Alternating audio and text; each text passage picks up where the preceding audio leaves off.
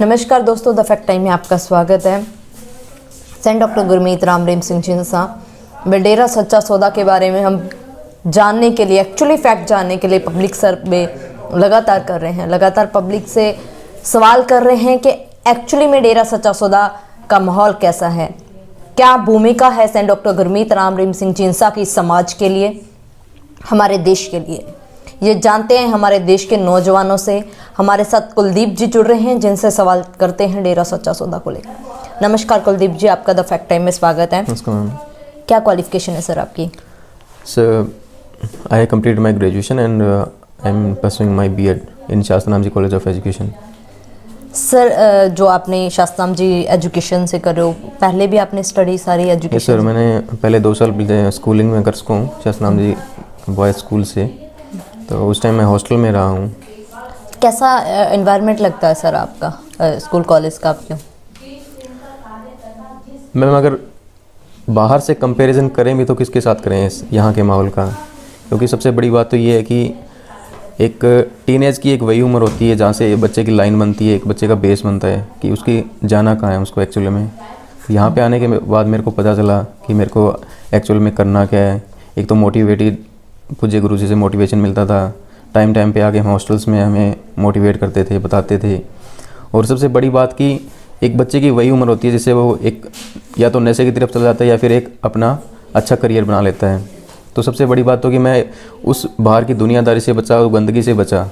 यहाँ पे जो बच्चे पढ़ के जाते हैं वो सबसे पहले तो उस बाहर की बुराई से बचते हैं कि वो नशों में नहीं पड़ते, बाहर की और दुनियादारी के जितने भी बुरे काम है, गलत काम है, उन सब से बच के अपना करियर बनाते हैं और अपना जीवन सफल बनाते हैं। आप गुरुजी को कितने समय से जानते हो सर? मैं डेरा सच्चा सौदा से सन 2000 से जुड़ा हुआ हूँ।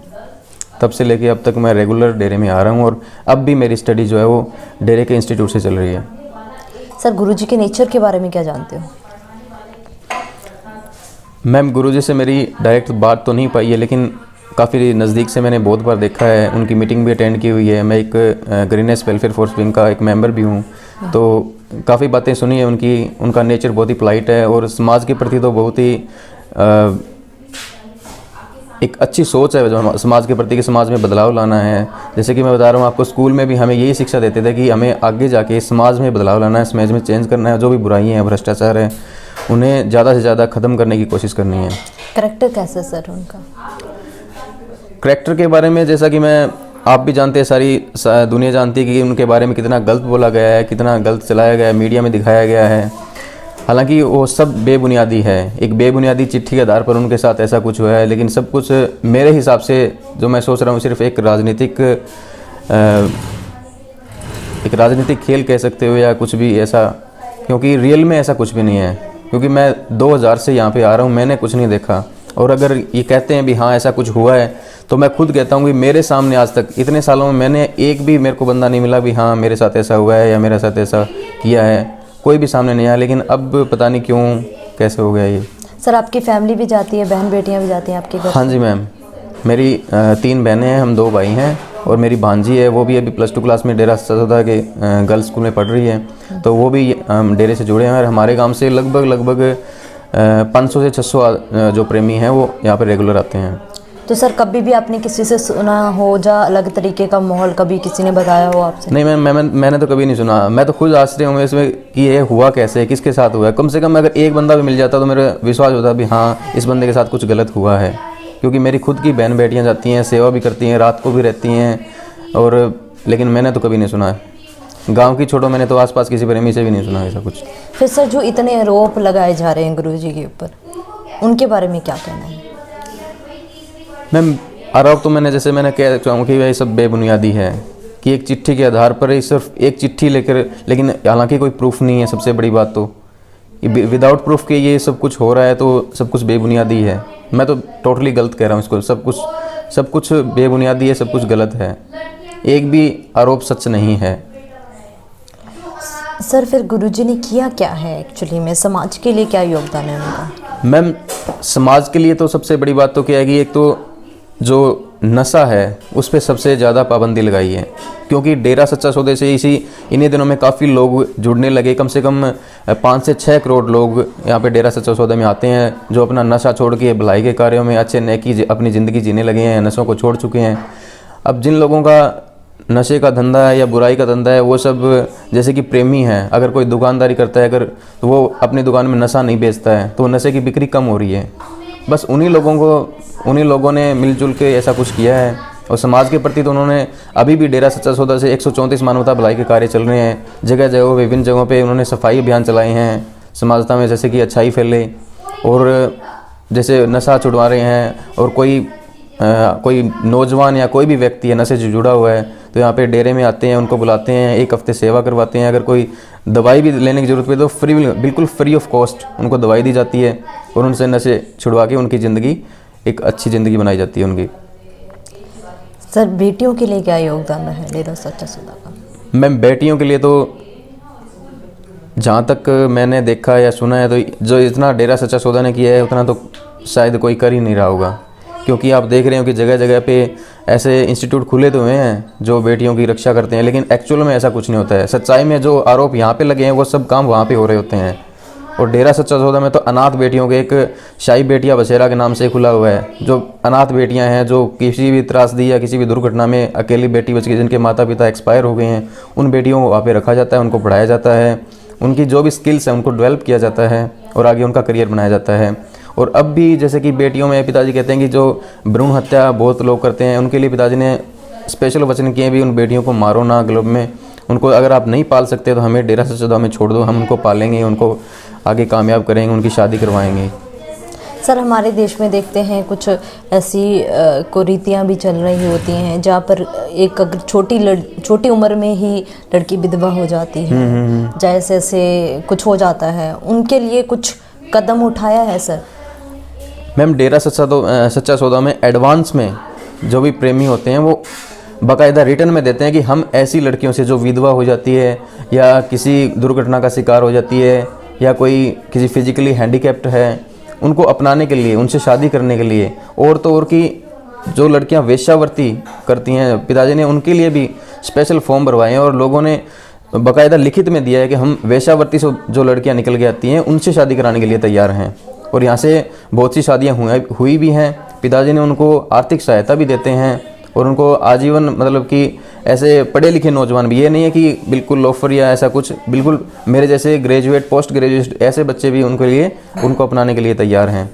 और यहाँ पे डेरा में शादियाँ होती भी हैं। सर, हमारे देश में जैसे जनसंख्या की समस्या बहुत बढ़ती जाती रहती है, इसके लिए क्या गुरुजी ने रोल अदा किया है? जनसंख्या रोकने के लिए पिताजी लगभग हर सत्संग में ही ये फरमाते कि बेटा हमें जनसंख्या को जितना जल्दी हो सके कंट्रोल में करना होगा। अगर ऐसे ही जनसंख्या बढ़ती रहे तो हमारे लिए एक ये समस्या का कारण बन सकती है। और इसके लिए एक पिताजी कहते भी थे कि बेटा, एक नारा बोलते थे कि हम एक, हमारा एक, अगर एक नहीं तो 2 काफ़ी, उसके बाद माफ़ी। ऐसा पिताजी बोलते थे कि बेटा ज़्यादा 2 बच्चे कर लो, उससे ज़्यादा नहीं करने होते हैं। सर, 3-4 सालों से अब गुरुजी नहीं है समाज में, अब क्या प्रभाव पड़ रहा है समाज के ऊपर? मैम, जैसे कि एक समाज के लिए गुरुजी का सत्संग एक समाज के लिए एक पोषण का कार्य करता था कि जैसे जो लोग हफ्ते में, महीने में, 2 महीने में, 6 महीने में सत्संग में आते रहते थे, उनको वो चीज़ें रिमाइंड होती रहती थी अच्छाई की। अब क्या है कि उन लोगों को जो धीरे धीरे इन चीज़ों से दूर होते गए। पहले तो क्या था कि पिताजी डेरे में होते थे या पिताजी जगह जगह पे जा के सत्संग करके आते थे, तो बुराइयां छोड़ देते थे लोग। लेकिन अब क्या है कि वो कोई अच्छाई का प्रचार करने वाला ही नहीं रहा, उन्होंने वो प्रचार ही बंद हो गया।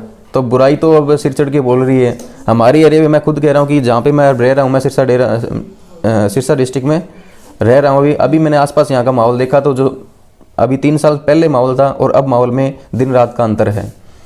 यहाँ पे वही सामाजिक तत्व होते हैं, कुछ शरारती तत्व, वो यहाँ पे आके अपनी कुछ यही गलत हरकतें करते रहते हैं, क्योंकि उनको कुछ मतलब एक दिशा ही नहीं मिल रही है बच्चों को। आज के नौजवानों को, जो नए नौजवान आ रहे हैं, वो या तो नशों में जा रहे हैं या फिर अपनी दिनचर्या बिगाड़ लेते हैं और अपनी ज़िंदगी ख़राब कर रहे हैं। ज़रूरत है सर आज उनकी? ज़रूरत नहीं मैम, बहुत ज़रूरत है।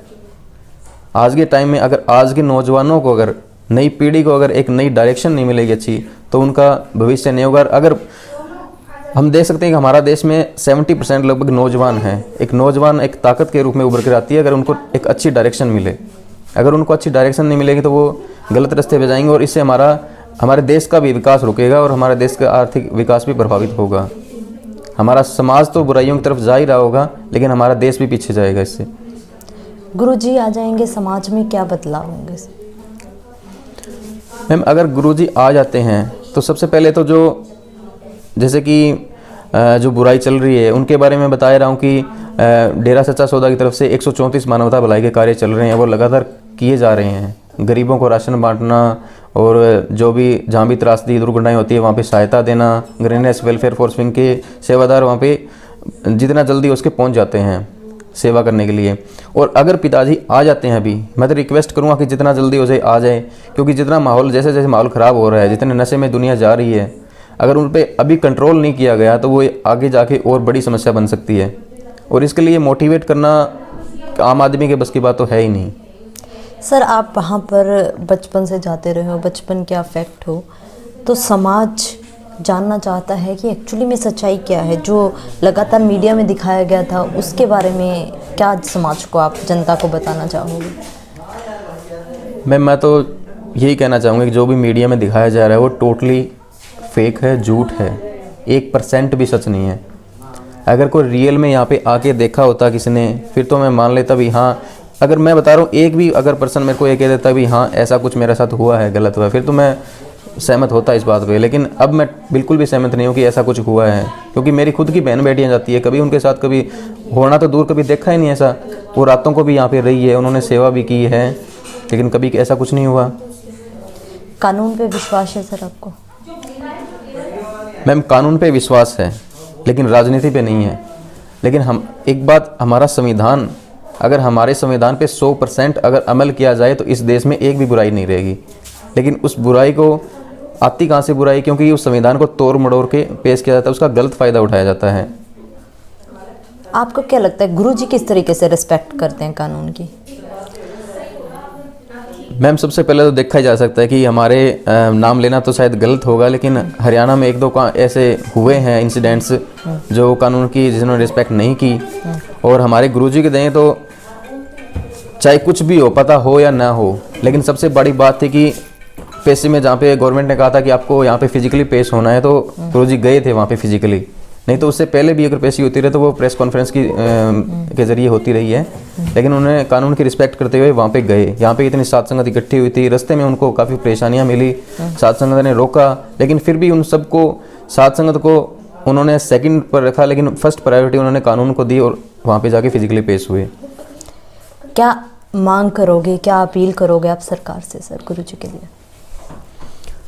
मैं तो यही अपील करूँगा कि जितना जल्दी हो सके हमारे गुरुजी को रिहाई दे। और हम नहीं चाहते, ये समाज की मांग है, हम खुद नहीं कहते, लेकिन ये समाज कहता है कि हाँ यहाँ पे कोई अच्छाई करने वाला आए, हमें मोटिवेट करे, हमें एक रास्ता दे, हमें नई दिशा दे।